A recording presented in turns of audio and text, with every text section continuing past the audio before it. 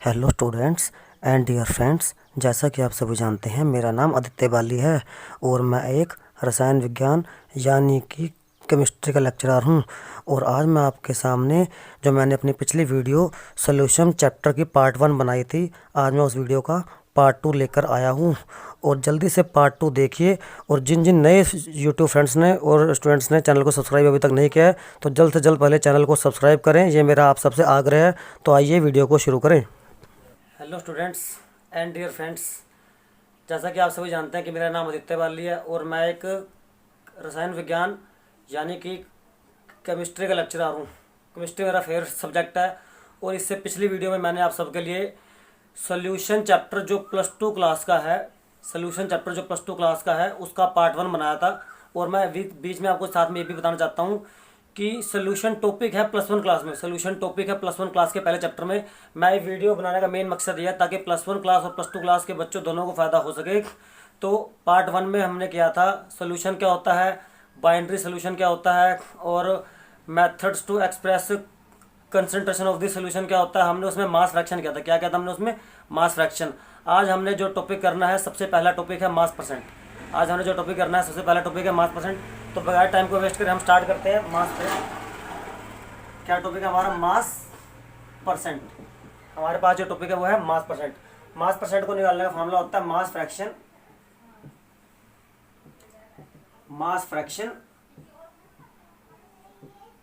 Into 100। Mass fraction into 100। तो मास percent को हम कैसे करेंगे आप देख सकते हैं। मास फ्रैक्शन निकालना आना चाहिए और उसको 100 से मल्टीप्लाई करेंगे। मैं आपको एक एग्जांपल के तौर पर न्यूमेरिकल करा के दिखाता हूँ। मान लीजिए a solution is prepared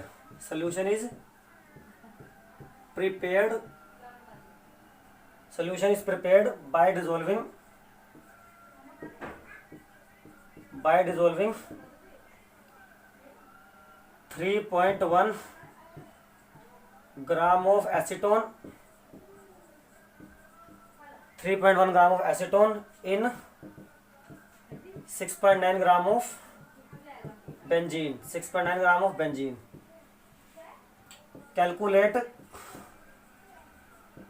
calculate the mass percent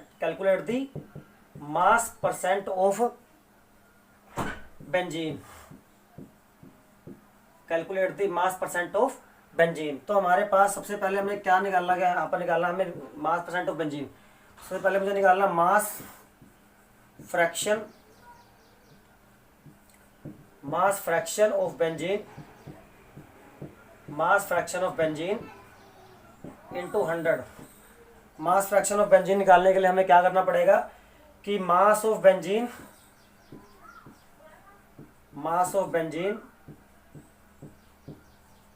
upon mass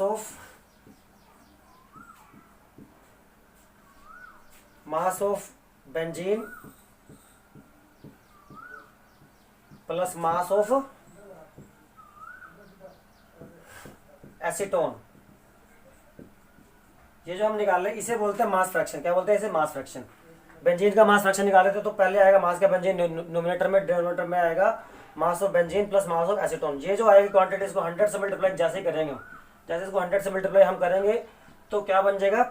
mass percent of benzene बन जाएगा। तो ऊपर कर देता हूँ मैं इसको। मास ऑफ बेंजीन हमारे को कितना दे रखा है न्यूमेरिकल में? मास ऑफ बेंजीन हमारे को दे रखा है 6.9 ग्राम अपॉन बेंजीन का 6.9 प्लस एसीटोन का 3.1 इंटू 100। तो जैसे हम इसको भी करेंगे तो 6.9 अपॉन 10 इंटू 100। 6.9 upon 10 into 100। तो इसको सोल्व करके आएगा हमारे पास 69%। इसको सोल्व करके आएगा हमारे पास 69% आएगा। अब ये सोल्यूशन देखिए बाइनरी सोल्यूशन है। क्या सोल्यूशन है? बाइनरी। अगर मुझे मास परसेंट एसीटोन का पूछा होता तो वो कैसे निकालता? मैं 100 में से 69 माइनस कर देता। या तो ऐसे निकालता मास of acetone divide by mass of acetone plus mass of benzene, या फिर ऐसे भी ठीक है 100 में से 69 माइनस करो, सीधा मेरे पास क्या आ जाएगा? मास परसेंट ऑफ मेरे पास आ जाएगा मास परसेंट ऑफ बेंजीन आ जाएगा। यहाँ पर मास परसेंट ऑफ बेंजीन तो मैंने निकाल लिया, मास परसेंट ऑफ एसीटोन आ जाएगा। तो आई होप आपने ये ध्यान से समझा होगा। और इसके बाद ये था हमारा मास परसेंट। आप इस टॉपिक के न्यूमेरिकल्स और भी ट्राई कर सकते हैं, और जिसको और न्यूमेरिकल्स करने हो, क्वेश्चन चाहता हो, तो मेरे को वो जो है बॉक्स में जाकर भी कमेंट मुझे लिख सकता है, ताकि मैं उसे और अच्छे अच्छे न्यूमेरिकल सेंड भी कर सकूं। वो अपना पर्सनल व्हाट्सअप नंबर भी लिख सकता है, ताकि मैं उसे और अच्छे अच्छे न्यूमेरिकल सेंड कर सकूं। आज का जो हमारे पास मास परसेंट के बाद अगला टॉपिक है वो है मोलैरिटी।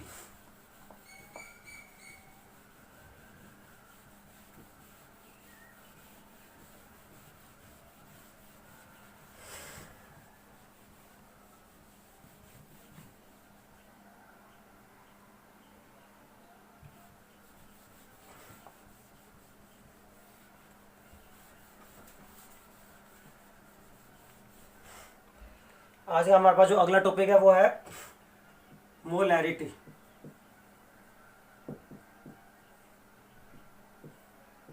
मोलैरिटी मोलैरिटी होता है number of moles of solute, number of moles of solute, number of moles of solute divide by volume of solution in litre, volume of solution in litre, number of moles of solute divide by volume of solution in litre. इस topic के ऊपर भी ज्यादातर numerically आता है। Molarity का symbol होता है कैपिटल एम, मोलैरिटी का सिंबल होता है कैपिटल एम। दोबारा से आपको बताऊं, इसका फॉर्मूला होता है number of moles of solute divide by volume of solution in litre. ये होता है मोलैरिटी। जैसे एक बीकर है, बीकर के ऊपर लिखा हुआ 5m, बड़े वाला m है, 5m HCl, तो इसका मतलब 5 मोलर वो सोल्यूशन है 5 मोलर HCl का। मोलैरिटी के साथ ही एक सेम टू सेम ऐसा होता है, वो होता है मोलैलिटी, वो होता है मोलैलिटी। मोलैलिटी क्या होता है?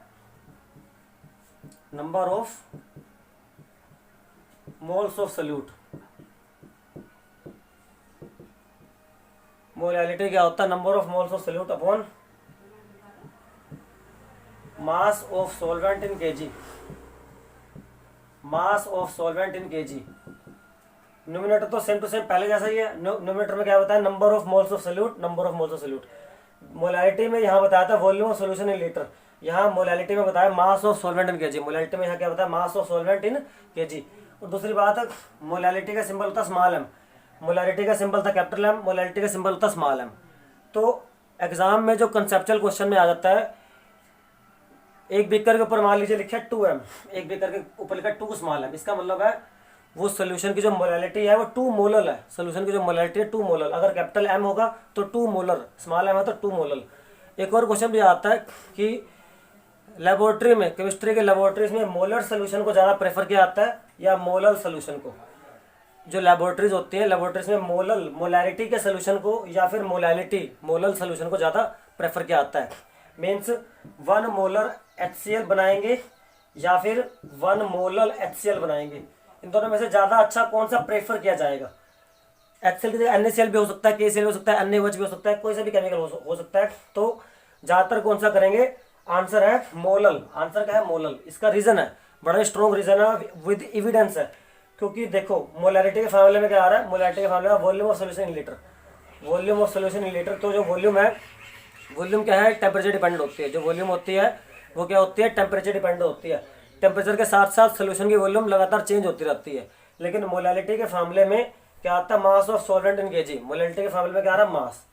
यहाँ क्या था? वॉल्यूम, यहाँ क्या? मास। जो मास होता है, मास कभी भी चेंज नहीं होता। आपने फिजिक्स में पढ़ा होगा, मास एक यूनिवर्सल क्वांटिटी है, मास ऑलवेज रिमेन्स कांस्टेंट।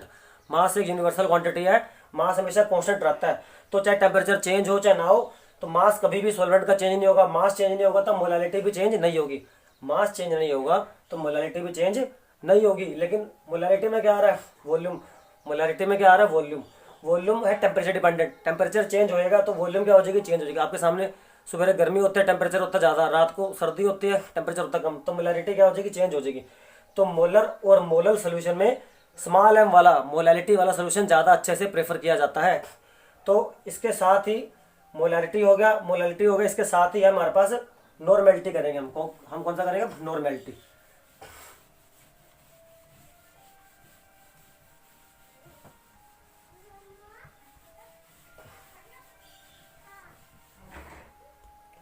देख सकते हैं आप नॉर्मेलिटी।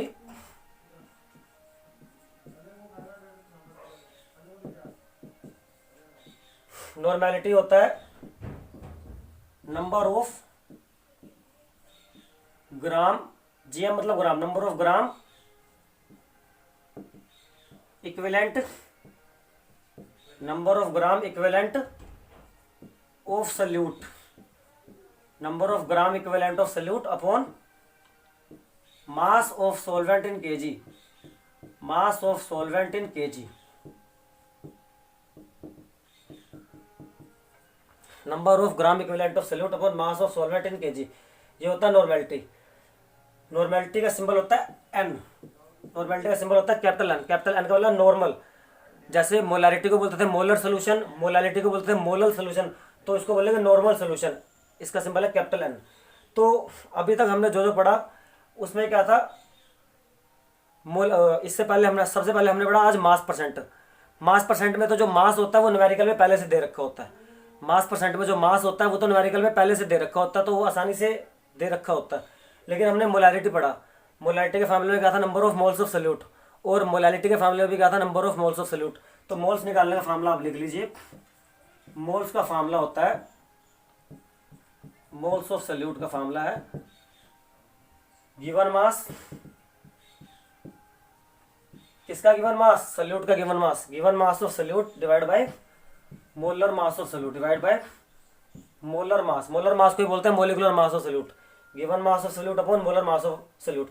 फॉर एग्जांपल मैं आपको एक एग्जांपल के तौर पे कराता हूं। मैं आपको question calculate the number of moles, calculate the number of moles in 10 gram of NaOH, calculate the number of moles in 10 gram of NaOH। तो आंसर क्या होगा, मोल्स का फार्मूला क्या है, मोल्स का फार्मूला होता है given mass upon molar mass, given mass upon molar mass. Given mass क्या कहता है, गिवन मास कितना रखा है 10 ग्राम, गिवन मास कितना रखा है 10 ग्राम। अब NaOH का निकालो मोलर मास, NaOH का क्या निकालो मोलर मास। सोडियम का कितना होता है 23, सोडियम का तो 23, ऑक्सीजन का कितना होता है 16, और हाइड्रोजन का कितना होता है 1। 23 प्लस 16 प्लस 1 कितना आएगा 40, तो 10 अपॉन 40, 1/4, 1/4 कितना आएगा 0.25, 1/4 को बोलते हैं 0.24 मोल्स, 1/4 आ गया हमारे पास 0.25 मोल्स। तो ये था मोल्स निकालने का तरीका। अब बस एक क्वांटिटी और आ गई है, एक क्वांटिटी और आ गई हमारे पास, वो है मोल फ्रैक्शन, वो है सबसे इंपॉर्टेंट मोल फ्रैक्शन।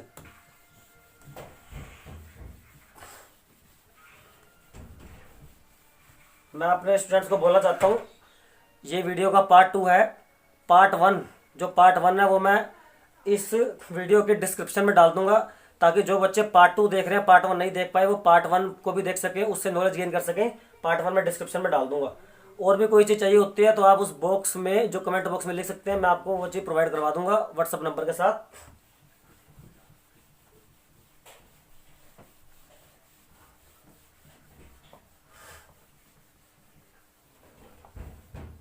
अगला टॉपिक है हमारे पास मोल फ्रैक्शन। अगला टॉपिक हमारे पास मोल फ्रैक्शन। मोल फ्रैक्शन, मान लीजिए एक सोल्यूशन है A plus B arrow solution, A plus B arrow solution. आपको पता है A क्या होता है सोलवेंट, A क्या होता है सोलवेंट, और B क्या होता है सल्यूट। A होता है सोलवेंट और B होता है सल्यूट। तो अगर मुझे निकालना है mole fraction of A, mole fraction of A निकालना, अगर मुझे क्या निकालना है, मुझे मोल फ्रैक्शन ऑफ A, तो क्या होगा इसका, इसका सिंबल होता है X, मोल फ्रैक्शन का सिंबल होता है X। तो X के प्यार में आएगा A मतलब सोलवेंट, क्या आएगा number of moles of A divide by number of moles of A plus number of moles of B। Means जिसका मोल फ्रैक्शन निकाल रहे हैं उसका मोल्स आएगा ऊपर, अपॉन में moles of this component plus moles of another component. वैसे अगर मैं B का मोल फ्रैक्शन निकाल रहा हूँ तो क्या आएगा number of moles of B divide by number of moles of B plus number of moles of A। आपको मैंने मोल्स निकालना सिखा रखा है। मोल्स का फार्मूला क्या था, given mass upon molar mass, given mass upon molar mass. Mole fraction का सिंबल होता है X। याद रखिए, अगर तो बाइनरी सोल्यूशन है, अगर तो बाइनरी सोल्यूशन है मतलब जिसमें सिर्फ 2 कंपोनेंट है, अगर जिसमें सिर्फ दो कंपोनेंट है, अगर आपने मोल फ्रैक्शन ऑफ ए निकाल लिया, मोल फ्रैक्शन ऑफ ए निकाला, तो मोल फ्रैक्शन ऑफ बी आप चाहे तो इस फार्मूले से निकाल दीजिए, या फिर जो ए आया है उसको 1 में से माइनस कर दीजिए। मान लीजिए ये आया 0.3, तो 1 माइनस 0.3 एक्स बी कितना आ जाएगा 0.7। अगर आपने एक्स बी पहले निकाल लिया है तो इसको 1 में से माइनस कर दीजिए। मान लीजिए एक्स बी आया 0.2, तो 0.2 को 1 में से माइनस करोगे तो क्या आएगा 0.8 आ जाएगा एक्स से। तो ये था हमारे पास आज का topic, last topic mole fraction. मैंने आपको आज क्या क्या सिखाया, मास परसेंट कैसे निकालते हैं, मोलैरिटी क्या होता है, मोलैरिटी क्या होता है, मोलैरिटी और मोलैरिटी में से कौन सा सोल्यूशन ज़्यादा लेबोरेटरी में हम ज़्यादा अच्छे तरीके से बना सकते हैं और क्यों बना सकते हैं। मोलैरिटी उसका आंसर था, क्योंकि मोलैरिटी जो है वो टेम्परेचर डिपेंडेंट नहीं होते, उसमें मास यूज़ होता है। मोलैरिटी में वॉल्यूम यूज़ होते हैं, वो टेम्परेचर डिपेंडेंट होती है। उसके बाद हमने मोल्स निकालना सीखा, फिर मैंने आपको नॉर्मेलिटी बताया, नॉर्मेलिटी की डेफिनेशन क्या होती है, फिर मैंने आपको कराया मोल फ्रैक्शन, फिर मैंने आपको कराया मोल फ्रैक्शन क्या होता है। तो बने रहिए दोस्तों इसके साथ, वीडियो का नेक्स्ट पार्ट जरूर देखेगा, क्योंकि आज जो मैंने टॉपिक कराया मैं नेक्स्ट वीडियो में आपके लिए उसके टॉपिक्स के न्यूमेरिकल कराऊंगा। जय हिंद दोस्तों, थैंक यू दोस्तों, thank you very much. Lockdown में घर में रहिए, सुरक्षित रहिए और लगातार मेरी वीडियो को देखते रहिए, ताकि आपका घर बैठे बैठे पढ़ाई का नुकसान ना हो। Thank you very much. जय हिंद, जय वंदे मातरम, जय भारत।